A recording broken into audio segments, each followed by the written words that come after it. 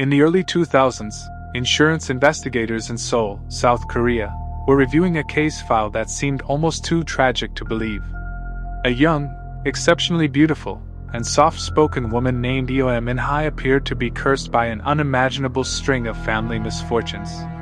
Within just a few years, her first husband had suffered a sudden, mysterious illness that left him completely blind before he tragically passed away. Her second husband met the exact same fate, losing his eyesight and dying shortly after. And if that wasn't enough, the woman's elderly mother and her young brother had also suddenly gone blind after a series of domestic accidents. To everyone around her, Eom looked like a saint. She was a deeply grieving widow, a devoted daughter, and a loving sister who spent her days crying in hospital corridors and caring for her disabled family members. But in 2005, the police received a terrifying tip from Eom's own brother.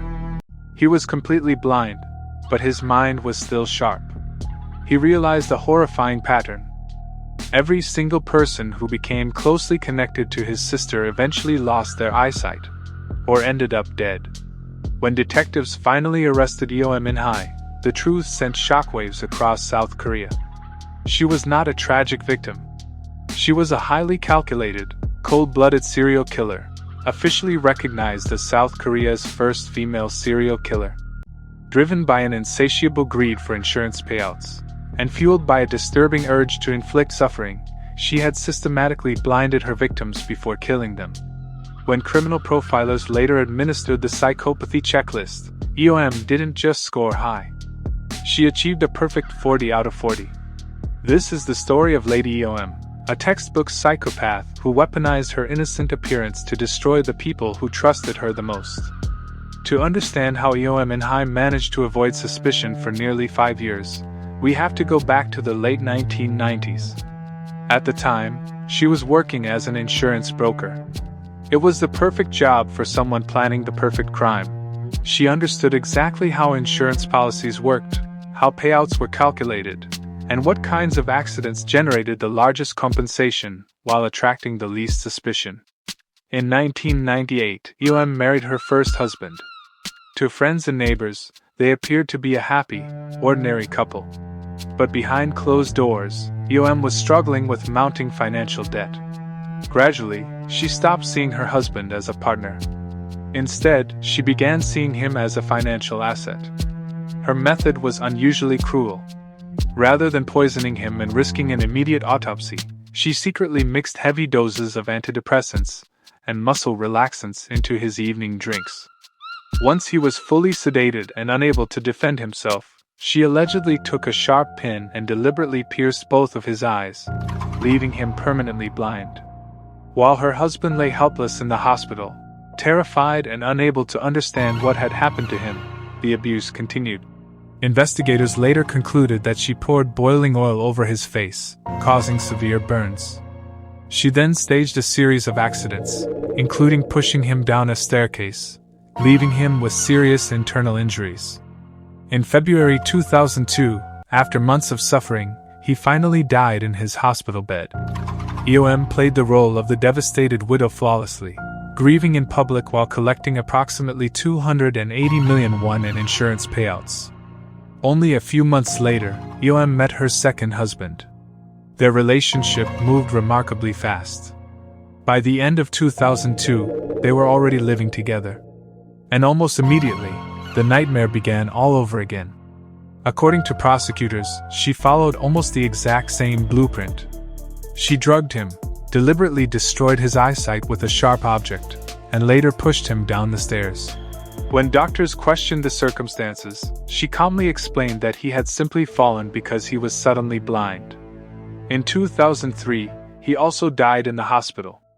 Once again, Eom collected another large insurance payout, while hospital staff sympathized with the young woman who had now lost 2 husbands.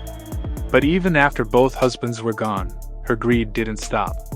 She had grown accustomed to a comfortable lifestyle, and when the money began running out, she turned against the people who should have been safest around her, her own family. In 2004, Eom visited her elderly mother. Investigators later alleged that she secretly mixed sedatives into her mother's food, waited until she lost consciousness, and then used a syringe needle to destroy her eyesight. A few months later, she allegedly carried out another horrifying attack against her own younger brother, pouring a corrosive substance into his eyes while he slept, leaving him permanently blind. Once again, insurance money followed. Her violence wasn't limited to blindness.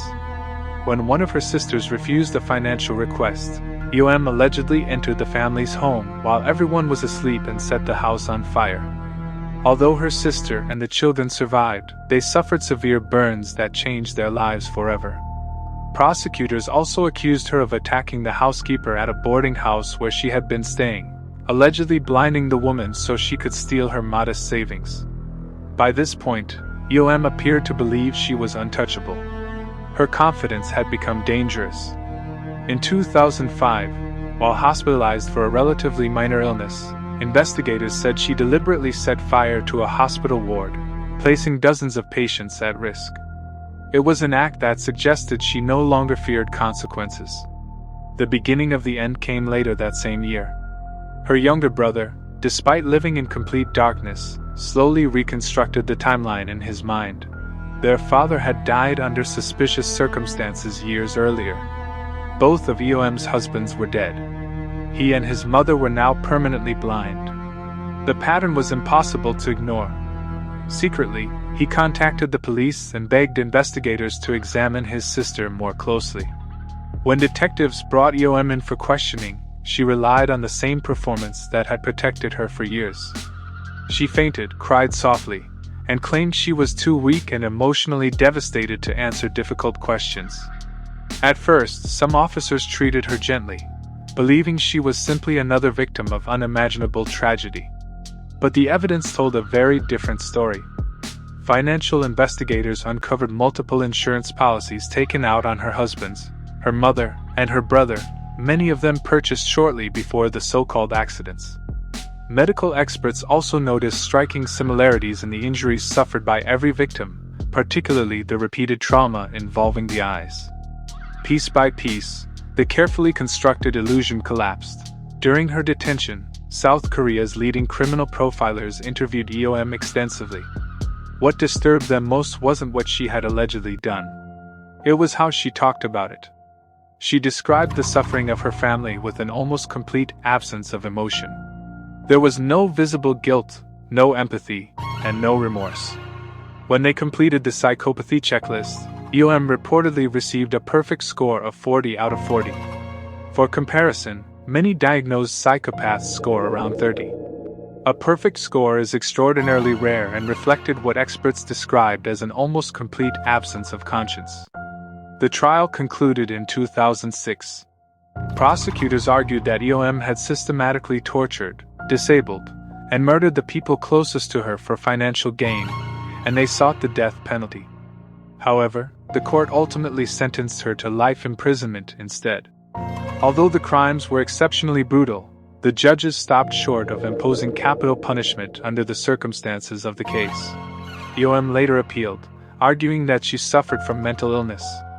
The higher court rejected that argument, ruling that the crimes demonstrated careful planning, deliberate execution, and a clear understanding of their consequences.